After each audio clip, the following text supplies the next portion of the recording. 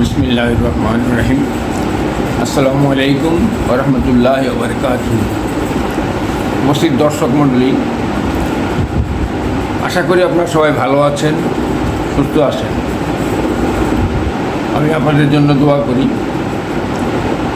আমরা প্রতি সপ্তাহে শুক্রবার ডক্টর মিজানুর রহমান আজহারী সাহেবের এক নজরে কোরআন পাঠ করে আপনাদের শোনাই নিউজ 54 টিভি চ্যানেল থেকে।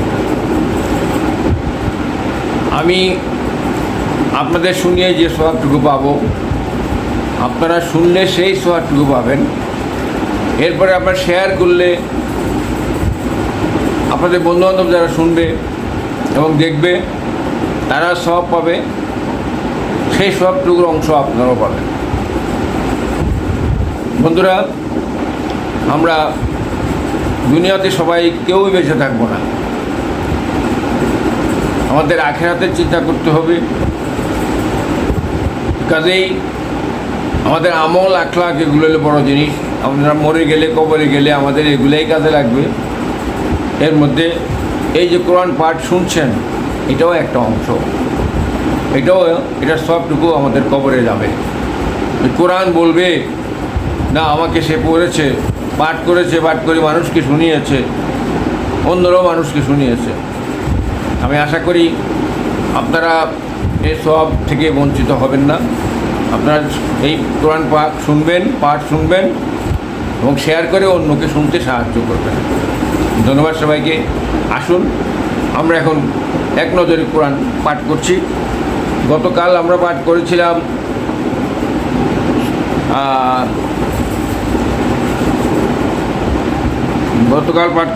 আমরা সূরা আনফাল। এটা আমাদের আজকের 12তম পর্ব। আজকে পাঠ করব সূরা তওবা। আসুন তাহলে সূরা তওবার প্রথমত দুটি জিনিস আছে, একটা তারতিব বিন নুজুল। এটা হলো নাজিলের ধারাবাহিকতা তথা কোন সূরার পর নাজিল হয়েছে তা বিবেচনায় এটি 111তম সূরা। এর আগে সূরা মাইদা ও পরে সূরা নাসর নাজিল হয়েছে। এরপরে তারতিব ফিল মুসহাফ। বর্তমান কোরআন মজিদের বিন্যাস অনুযায়ী এটি 9ম সূরা।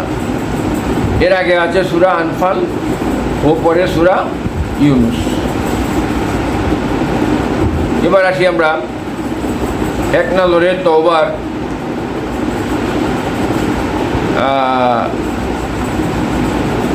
তওবা সম্বন্ধে জানতে আসি।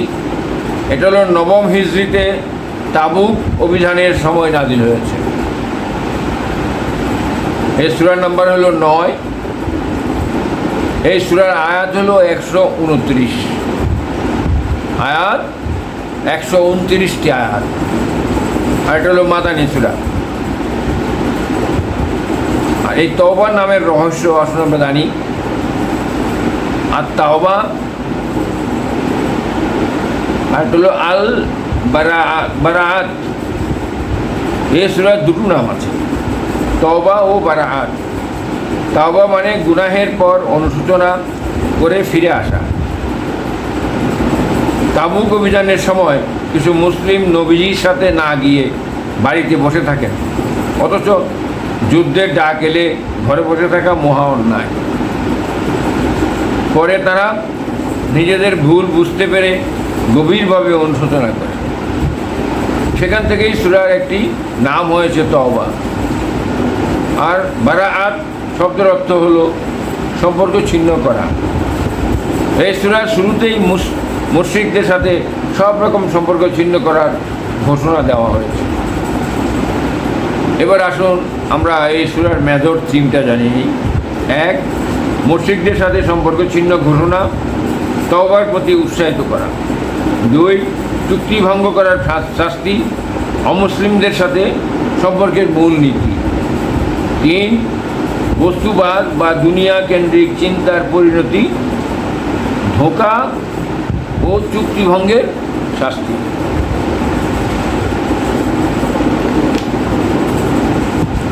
এবার আসুন আমরা সূরা তওবার সূরার শেষ শুরু এবং শেষ সম্পর্কটা কী জানি।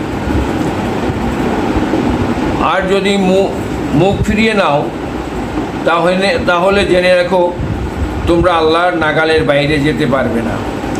মুশরিকদের প্রতি এমন হুঁশিয়ারি উচ্চারণের মাধ্যমে সূরাটি শুরু হয়েছে আর শেষ হয়েছে ওদের ব্যাপারে মুমিনদেরকে আশ্বস্ত করে। তারপরও তারা মুখ ফিরিয়ে নিলে তুমি বলে দাও, আল্লাহই আমার জন্য যথেষ্ট, তিনি ছাড়া কোনো ইলাহ নেই। এরপর আসি অন্য সূরার সঙ্গে এই সূরার সম্পর্ক। সূরা আনফাল শেষ হয়েছে কাফিরদের বিশ্বাসঘাতকতার বৈশিষ্ট্য উল্লেখ করার মাধ্যমে। আর যদি তারা তোমার সঙ্গে বিশ্বাসঘাতকতা করে তাহলে মনে রাখবে তারা এর আগে আল্লাহর সঙ্গেও বিশ্বাসঘাতকতা করেছে, আর তাদের এই বিশ্বাসঘাতকতার পরিপ্রেক্ষিতে তাদের সাথে সকল চুক্তি বাতিলের ঘোষণা দিয়ে শুরু হয়েছে সূরা তওবা। এই সূরা তওবার শান নজুল শুনুন। সূরা তওবা রাসূল সাল্লাল্লাহু আলাইহি ওয়াসাল্লামের জীবনের শেষ পর্যায়ে নাজিল হয়। মক্কা বিজয়ের পর থেকেই সমগ্র আরব জুড়ে ইসলামের প্রভাব ছড়িয়ে পড়েছিল।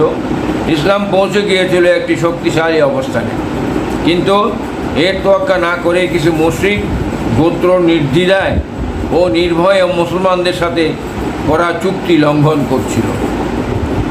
তাদের এই বিশ্বাসঘাতকতার প্রতিক্রিয়ায় আল্লাহ এই সূরার মাধ্যমে ঘোষণা দেন যে মুশরিকদের সাথে আর কোনো চুক্তি বহাল থাকবে না। তবে কিছু চুক্তি যেগুলো মুশরিকদের পক্ষ থেকে লঙ্ঘিত হয়নি সেগুলোর প্রতি সম্মান দেখিয়ে নির্দিষ্ট সময় পর্যন্ত অপেক্ষার নির্দেশ দেওয়া হয়। এছাড়া তাবুক যুদ্ধও ছিল সূরাটি নাজিল হওয়ার অন্যতম প্রেক্ষাপট। রোমান সাম্রাজ্যের আক্রমণের আশঙ্কায় মুসলমানরা তাবুক নামক স্থানে একটি বিশাল সেনাবাহিনী নিয়ে উপস্থিত হয়। যদিও সরাসরি কোনো যুদ্ধ হয়নি, তবে সামরিক শক্তির এই প্রদর্শন মুসলিম শাসনের ভিত পুক্ত করেছিল। এ সময়ে যুদ্ধ থেকে পিছিয়ে থাকার জন্য মুশরিকদের মুখে শোনা যায় নানান রকম অজুহাত। তাদের সেই ষড়যন্ত্র ও দুর্বল ঈমানের ব্যাপারে এ সূরায় কঠোর ভাষায় তিরস্কার করা হয়েছে। অপরদিকে সূরাটিতে বর্ণিত হয়েছে কয়েকজন খাঁটি মুমিনদের তওবা করকবুলের ঘটনাও। দেখতে পাবেন ইবনে কাসির তাফসির 4244 আর বুরহানুদ্দিন বিকাই আন নাজমুদ দুরার 8/350। এবারে আসি সূরা তওবার সেগমেন্ট সম্বন্ধে আমরা জানি। প্রথমে হলো চুক্তি ভঙ্গ ও যুদ্ধ। শুরুতেই মুশরিকদের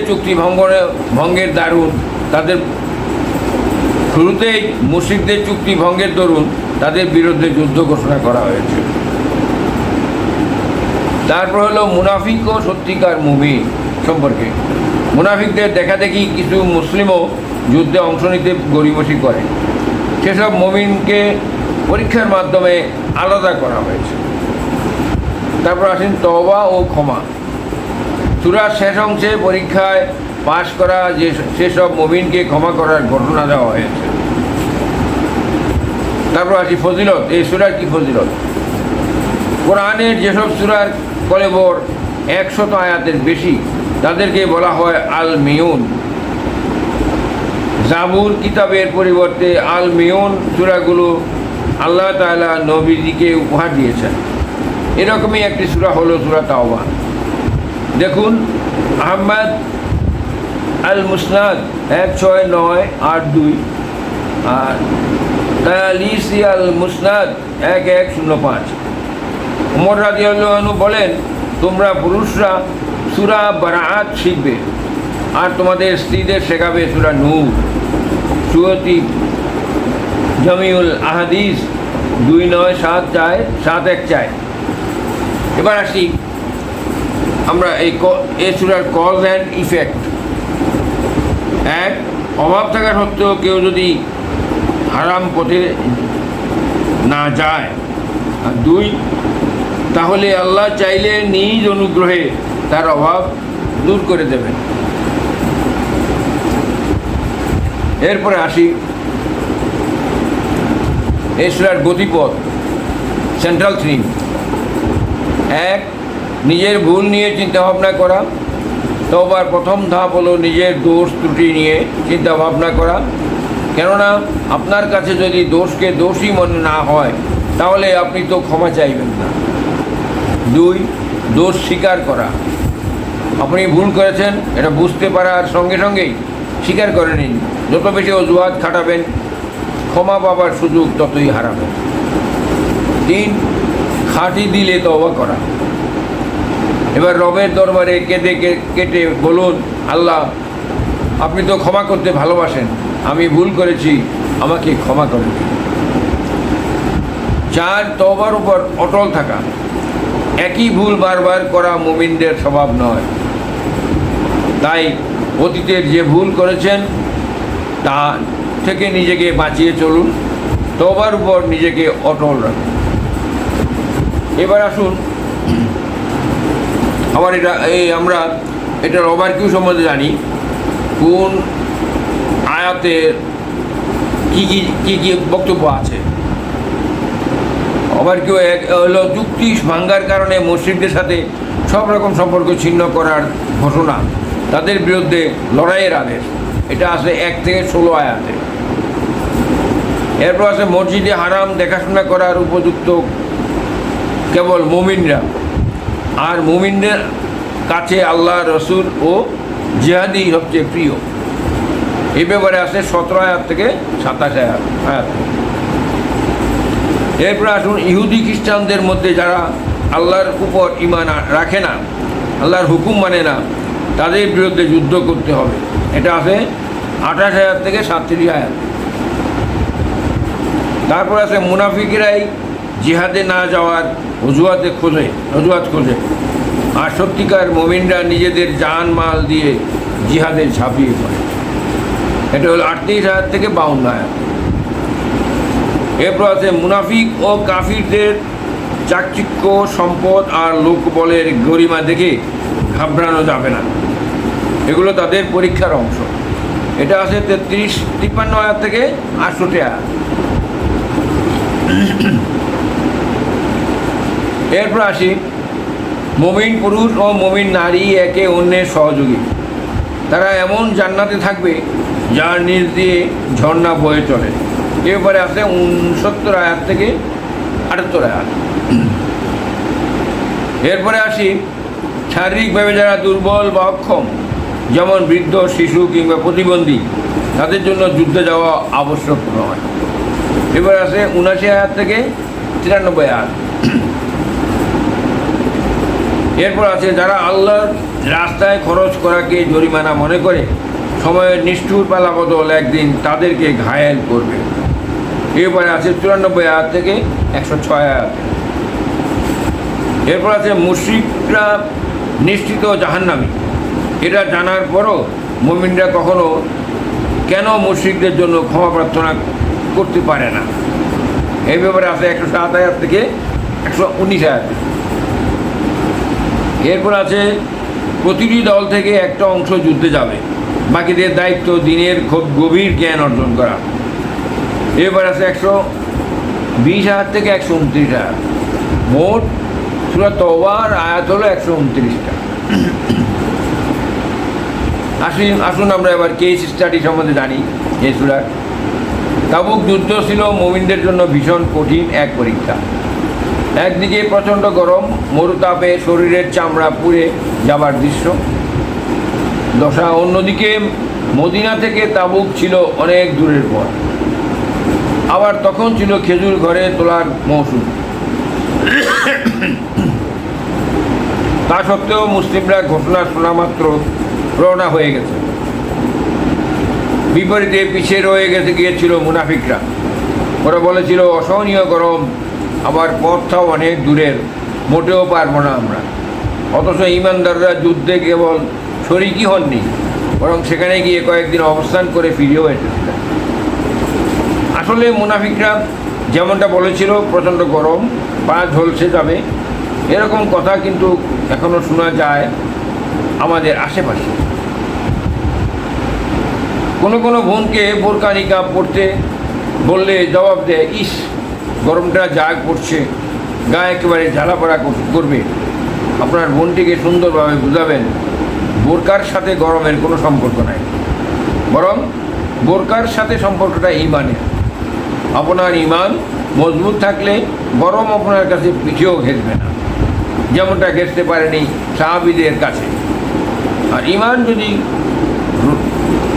রোগা পাতলা হয়, অন্তরে যদি মুনাফিকরা ছাঁট থাকে, মুনাফিকির ছাঁট থাকে, তাহলে দুনিয়ার সব গরম আপনার জন্যই বরাদ্দ, এমনকি জাহান্নামের গরমটাও। এটা দেখতে বলছে বুখারী শরীফের 361-2 আয়াত, তিরমিজির 239 আয়াত আর ইবনু মাজাহ 4023। এবারে আছে আমরা রিফ্লেকশন বা তাদাব্বুর। তাবুক যুদ্ধের ঘোষণা দিলেন নবীজি, সাহাবীরা ছুটে চললেন যুদ্ধের ময়দানে, কিন্তু পিছে রয়ে গেল মুনাফিকরা। অগোচরে পেছনে রয়ে গেল আরও 3 জন সাহাবী। যুদ্ধ শেষে ফিরে আসার পর নবীজি ডাকলেন মুনাফিকদের, সাথে ওই 3 সাহাবীকেও। তারপর তাদেরকে যুদ্ধে না যাওয়ার কারণ জিজ্ঞেস করলেন। মুনাফিকরা তখন মিথ্যা অজুহাত দাঁড় করালো, বলল আমাদের এই সমস্যা ছিল, ওই সমস্যা ছিল। নবীজি সেসব কথা শুনে ওদেরকে ছেড়ে দিলেন। কিন্তু ওই 3 জন সাহাবী মিথ্যার আশ্রয় নিলেন না, নিজেদের দোষ স্বীকার করলেন। সিদ্ধান্ত হলো এই 3 সাহাবীকে সামাজিকভাবে বয়কট করা হবে। এদের ব্যাপারে আল্লাহ ফয়সালা আসার পর আগ পর্যন্ত কেউ এদের সাথে উঠাবসা করবেন না। তারপর দিনের পর দিন কেটে যায়। শেষমেশ 50 দিন পর আল্লাহ তাআলা ওহী নাজিল করলেন, ওই 3 সাহাবীকে দিলেন ক্ষমার সুখবর। আর যেসব মুনাফিক মিথ্যার আশ্রয় নিয়েছিল তাদের জন্য ভয়াবহ আযাবের ধমকি গভীরভাবে পর্যবেক্ষণ করলেন। এই ঘটনায় আমাদের জন্য ভাবনার খোরাক আছে। আমরা অনেক সময় একটা অপরাধ করি, তারপর সেই অপরাধের পক্ষে সাফাই গাইতে গিয়ে আরও অনেকগুলো অপরাধ করে থাকি। এটা আসলে মুনাফিকদের স্বভাব। মুনাফিকরা মিথ্যা বলবে, তারপর ওই মিথ্যাটা ঢাকতে গিয়েও আরও অনেকগুলো মিথ্যা বলবে, যেটা পরিস্থিতিকে আরও জটিল করে তোলে। আপনি কি আপনার ভুলটা শুরুতেই মেনে নিতে রাজি? মিথ্যা অজুহাত দাঁড় না করিয়ে দোষ স্বীকার করে নিতে প্রস্তুত? তাহলে সুখবর শুনে রাখুন, আপনার সেই দোষটা আল্লাহ ঢেকে দেবেন। ওই 3 সাহাবীকে নিয়ে কোরআনের আয়াত নাজিল করে যেভাবে তাদেরকে সম্মানিত করেছেন, সেভাবে আপনার সম্মানকেও বাড়িয়ে দেবেন। এরপরে আছে দেখতে বলছে ইবনু কাসির তাফসির 6/30, তারপর আছে তিরমিজি 3540, 1987।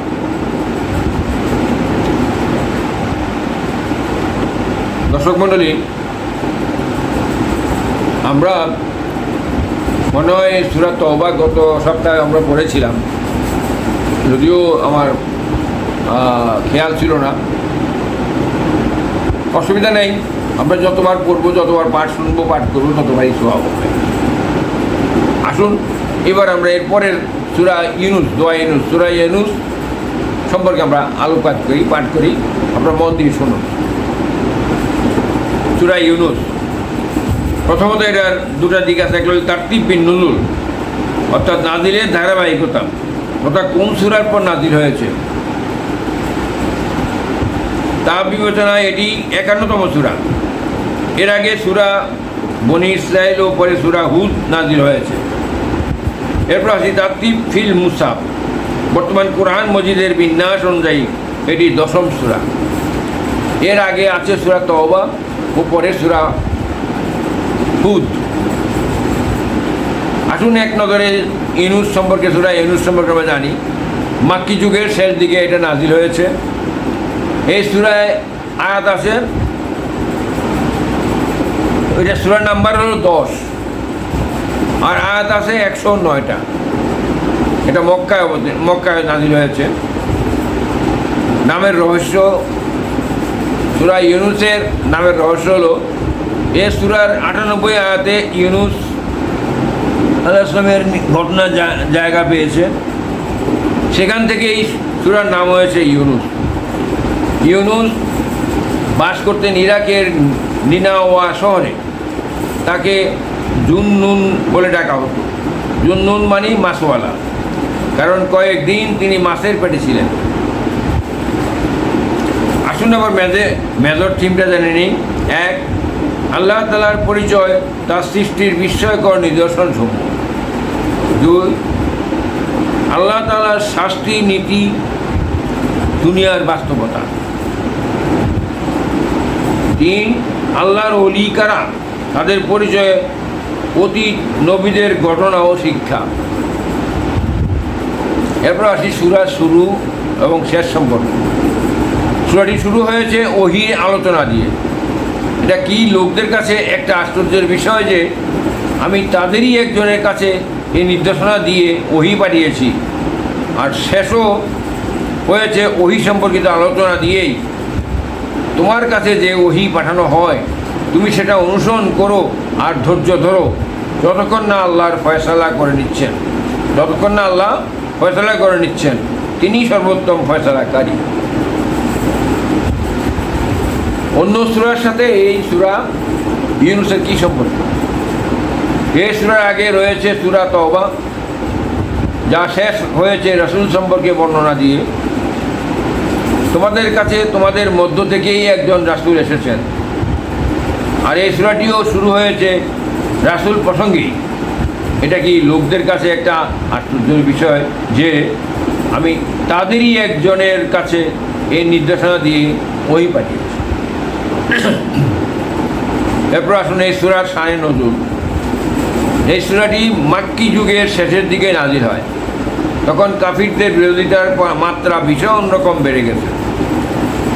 রাসূলের নামে ওরা নানা ধরনের উপাকাণ্ড চালাতে লাগলো। সূরাটি শুরুই হয়েছে মুশরিকদের অবাক হওয়াকে কটাক্ষ করে। মানুষকে রাসূল হিসাবে আল্লাহ দুনিয়াতে পাঠিয়েছেন, এতে তারা ভারী অবাক। এছাড়া তারা নবীজিকে জাদুকর বলে।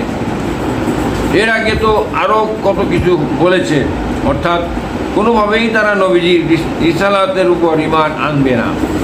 আল্লাহ তাআলা এই সূরার মাধ্যমে তাদেরকে উপদেশ দিলেন। তাদের বোঝার সুবিধার্থে নানা যুক্তি তুলে ধরলেন, দিলেন মুশরিকদের বিস্ময়কর জবাব। আগেও যারা নবী বা রাসূল হিসাবে এসেছেন তারা সবাই মানুষই ছিলেন। দুনিয়ার বুকে মানুষ ছাড়া আর কাউকে নবী হিসাবে পাঠানো হয়নি। অপরদিকে আল্লাহ তাআলা নবীজিকে ধৈর্য ধরার উপদেশ দিলেন, দাওয়াত চালিয়ে যেতে বললেন, উৎসাহ দিলেন ওদেরকে ক্রমাগত বুঝিয়ে যাওয়ার কাজে। আর এত কিছুর পরও যারা রিসালাতের উপর ঈমান আনবে না তাদের দিতে বললেন কঠোর শাস্তি হুঁশিয়ারি। এই ব্যাপারে দেখতে হবে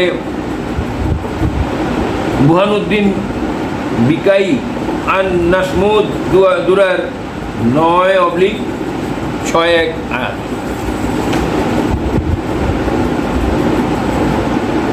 এরপর আমরা এই সূরা ইউনুসের সেগমেন্ট সম্বন্ধে জানি। প্রথমত হলো ওহী। শুরুর অংশে আল্লাহ শুনিয়েছেন মানুষকে তার ওহীর শাশ্বত বাণী। তারপর হলো রিফ্লেকশন, মানে চিন্তাবোধ। ওহীর বৈশিষ্ট্যই হলো মানুষের ভেতর চিন্তাবোধকে জাগ্রত করা। সূরার মাঝের অংশে সেটারই প্রতিফলন দেখায়। তারপর আছে দায়িত্ববোধ, রেসপন্সিবিলিটি। চিন্তা মাত্রই সংক্রামক, মানে মানুষ তার চিন্তা ভাবনাকে ছড়িয়ে দিতে চায় অন্যের মাঝে। তাই শেষ ভাগে আল্লাহ মানুষকে তার দায়িত্বের কথা স্মরণ করিয়ে দিলেন। এরপর আসি আমরা এই সূরার ফজিলত, সূরা ইউনুসের ফজিলত। কোরআনের যেসব সূরার কলেবর 100 আয়াতের বেশি, সেগুলোকে বলা হয় আল মিউন। জাবুর কিতাবের পরিবর্তে আল মিউন সূরাগুলো আল্লাহ তাআলা নবীজিকে উপহার দিয়েছেন। এরকমই একটি সূরা হলো সূরা ইউনুস।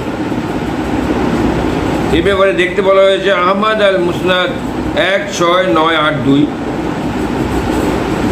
তারপর হলো তায়ালিসি আল মুসনাদ 1105। এক লোক রাসূল সাল্লাল্লাহু আলাইহি ওয়াসাল্লামের কাছে এসে বলল, হে আল্লাহর রাসূল, আমাকে কোরআন শেখান। নবীজি বললেন, যে সূরাগুলোর শুরুতেই আলিফ লাম রা আছে সেরকম 3টি সূরা পড়ো। আবু দাউদ 1399, ইবনু হিব্বান 6188। আসি আমরা এবারে সূরার কদব ইফেক্ট সম্বন্ধে। প্রথমত নূহ আলাইহিস সালামের ঘটনা নিজের পরিবার, প্রতিবেশী ও আশেপাশের লোকদের মাঝে বেশি করে ছড়িয়ে দিন। তারপর আছে যেন সবার মাঝে এই ধারণার বীজ বুনে দেওয়া যায় যে সম্পর্ক করতে হবে কেবল ঈমানের ভিত্তিতে, ঈমান ছাড়া কেউ কারো নয়।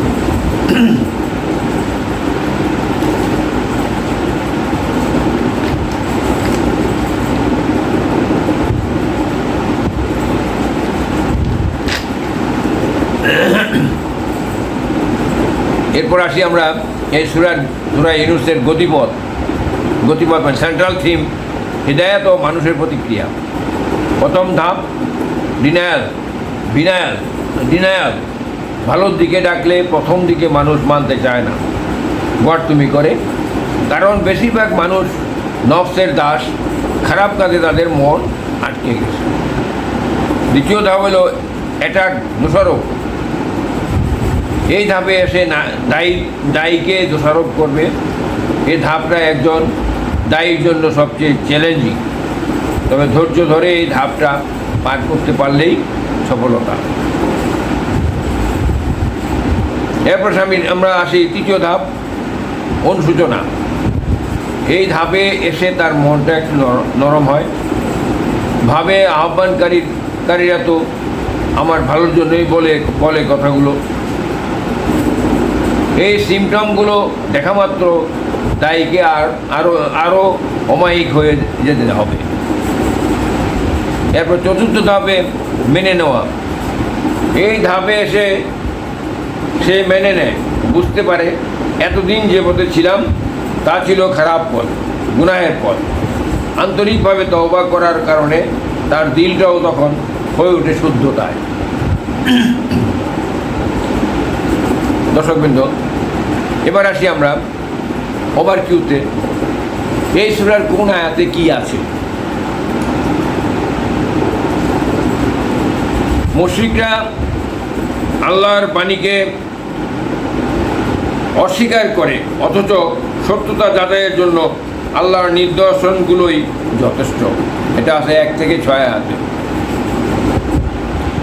তারপর আছে ঈমানদার ও বেঈমানদের জন্য আছে ভিন্ন ভিন্ন প্রতিদান, তবে বেঈমানদেরকে আল্লাহর সাথে সাথে ধ্বংস করেন না। এটা 7 থেকে 14 আয়াতের মধ্যে আছে।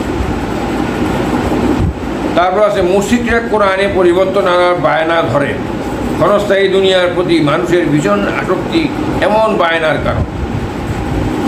এটা আছে 15 থেকে 24 আয়াতে। এরপর আছে আল্লাহর আনুগত্য ও পরকালের বিশ্বাস হলো মানুষের সহজাত প্রবৃত্তি। এটা হলো 25 আয়াত থেকে 36 আয়াত। এরপর আছে কোরআনের বিরুদ্ধে মুশরিকদের অভিযোগ খণ্ডন ও তাদের প্রতি চ্যালেঞ্জ, তারা ইহকাল ও পরকালে ক্ষতিগ্রস্ত হবে। এটা হলো 37 আয়াত থেকে 56 আয়াত। এরপর আসি ওভারকিউ। কোনো কিছুকে বৈধ বা অবৈধ বলার একমাত্র আল্লাহ, আর আখিরাতে তিনি সবার কাছে ঠিকঠাক প্রতিদান দেবেন। এটা আছে 57 আয়াত থেকে 70 আয়াতের মধ্যে। এরপর আছে নিজ জাতির প্রতি নূহ আলাইহিস সালামের চ্যালেঞ্জ, সত্য মিথ্যার চিরন্তন দ্বন্দ্ব হিসাবে মুসা আলাইহিস সালাম আর ফিরাউনের লড়াইকেও তুলে ধরা হয়েছে। এটা আছে 71 থেকে 78 আয়াত। মুসা আলাইহিস সালামের বিপক্ষে ফিরাউনের জাদুকরের দল, এছাড়া সর্বাবস্থায় আল্লাহর উপর ভরসা করার ফায়দাও বর্ণিত হয়েছে। এটা হলো 79 থেকে 87 আয়াত। এরপরে মুসা আলাইহিস সালামের দোয়া ও জালিম ফিরআউনের কবল থেকে বনী ইসরাইলের মুক্তি, এটা আছে 88 আয়াত থেকে 93 আয়াতে। এরপর আছে তাওবা করা। ইউনূস আলাইহিস সালামের এর জাতি ক্ষমা পেয়েছিল, ইউনূস আলাইহিস সালামের জাতি ক্ষমা পেয়েছিল, বাকি সব অবাধ্য জাতি ধ্বংস হয়ে গেছে। সুতরাং ওহীর অনুসরণ করতে হবে। এটা আছে 94 আয়াত থেকে 109 আয়াতে। এই সূরাটা মোট 109 আয়াত। এবার আসে আমরা সূরা ইউনূসের কেস স্টাডি সম্বন্ধে আলোচনা করি। ইউনূস আলাইহিস সালাম তার জাতিকে দাওয়াত দিলেন, কিন্তু লোকজন তার কথায় সাড়া দিল না। তা থেকে মনক্ষুণ্ণ হলেন ইউনূস আলাইহিস সালাম। সিদ্ধান্ত নিলেন অহংকারী জাতিটিকে ত্যাগ করা। তারপর চললেন এক জাহাজে, একেবারে ভিন্ন কোনো দেশে চলে যাবে। আল্লাহ ব্যাপারটা পছন্দ করলেন না। তার ইচ্ছাতে এক বিরাট মাছ গিলে ফেলল ইউনূস আলাইহিস সালামকে। নবী তার ভুল বুঝতে পারলেন, মাছের পেটের নিকষ অন্ধকারে বসে দোয়া করলেন, রব, আমার নিজের ওপর জুলুম করেছি, তুমি যদি ক্ষমা না করো তাহলে আমার আর কোনো উপায় নেই। আল্লাহ তখন তাকে ক্ষমা করে দিলেন। ইউনূস আলাইহিস সালামের এই ঘটনা প্রত্যেকের দায়িত্ব বটেই, প্রত্যেক মুসলিমের জন্য একটা রিমাইন্ডার। সেটা হলো দাওয়াতের কাজ করতে গিয়ে আশা হারানো যাবে না। শুরুতে মানতে না চাইলেও বারবার বোঝাতে থাকলে মানুষ একটা অসময়ে সঠিক পথ চিনতে পারে। এবারে দেখুন, সব বুখারী 1469 আর বাইহাকি হইল শুআবুল ঈমান 9716। এরপরে আসি আমরা এই সূরার রিফ্লেকশন বা তাদাব্বুর সম্পর্কে কথা বলি। ইউনূস আলাইহিস সালামের জাতির নাম ছিল নিনাওয়া। কোরআনে অতীতের যতগুলো জাতির ঘটনা এসেছে তার মধ্যে একমাত্র ব্যতিক্রম এই নিনাওয়া জাতি। কেননা তারা শান্তি আসার আগ মুহূর্তে ঈমান এনেছিল। ঘটনাটা এরকম, ইউনূস আলাইহিস সালাম তার জাতিকে দাওয়াত দিলেন, এক আল্লাহর উপর ঈমান আনতে বললেন, কিন্তু তার জাতি যে সেই ডাকে সাড়া দিল না। প্রথমটায় গুরুত্বহীন কাজ নিয়ে তারা ব্যস্ত রইল। ইউনূস আলাইহিস সালাম তখন মনের অভিমানে তাদেরকে ছেড়ে চলে গেলেন। তিনি যখন চলে গেলেন তখনই তাদের হুঁশ ফিরল, ভীষণ ভয় ঝেঁকে বসলো তাদের মনে।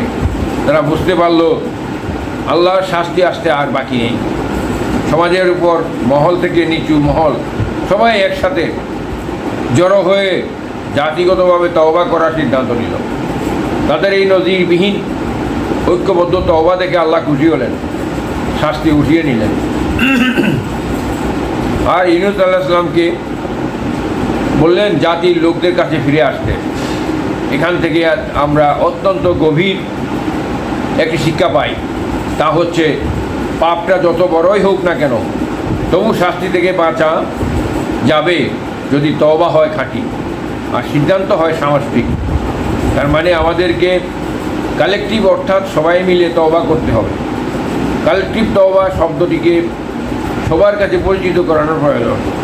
গোটা সমাজকে তওবার দিকে ফিরে আসতে হবে, গুনাহকে সমাজ থেকে বিদায় দিতে হবে চিরতরে।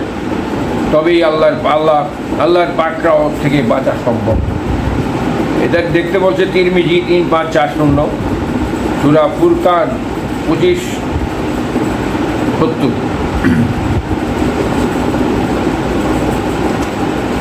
দর্শক মণ্ডলী, আমরা এতক্ষণ সূরা ইউনূস সম্বন্ধে পাঠ করলাম, আমরা বাংলায় পাঠ করলাম, এটার অর্থ সহ পুরোটাই বাংলায়। সুবিধা হলো যারা বুঝে না তাদের বোঝার জন্য অনেক সুবিধা। আমরা আজ একটু বেশি সময় নিলাম, এজন্য আপনাদের কাছে আমি দুঃখিত। আপনারা এই সূরাগুলো মন দিয়ে পাঠ করবেন এবং অন্যদের শোনার সহযোগিতা করুন, শোনার জন্য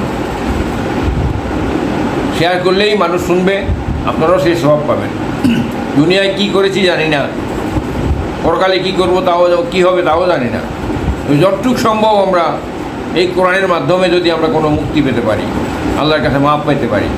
আমরা তো সবাই গুনাহ করছি, কম আর বেশ। এটা এই উসিলেও তো আমাদেরকে আল্লাহ মাফ করে দিতে পারেন। আল্লাহ আপনাদেরকে সবাইকে ভালো রাখুক, সুস্থ রাখুক। দর্শক মণ্ডলী, আমরা যেভাবেই থাকি আমরা যেন দেশকে ভালোবাসি, দেশের স্বাধীনতাকে রক্ষা করার জন্য আমরা সবাই যাতে এক থাকি। আমাদের মধ্যে যতই দ্বিধাদ্বন্দ্ব থাকুক, দেশকে ভালোবাসলে দেশের জন্য আমরা সবাই এক থাকতে হবে। আমাদের দেশ থাকলে আমি ঝগড়া করতে পারবো, না হলে পারবো না। কাজেই আমাদের প্রথমই হলো দেশকে আমরা ভালোবাসতে হবে, আল্লাহকে ভালোবাসতে হবে, আল্লাহর রসুলকে ভালোবাসতে হবে, আল্লাহর কোরআনকে ভালোবাসতে হবে। সবাই ভালো থাকুন, সুস্থ থাকুন। ওয়াখির দাওয়ানা আলহামদুলিল্লাহি রাব্বিল আলামিন। আসসালামু আলাইকুম ওয়া রাহমাতুল্লাহি ওয়া বারাকাতুহু।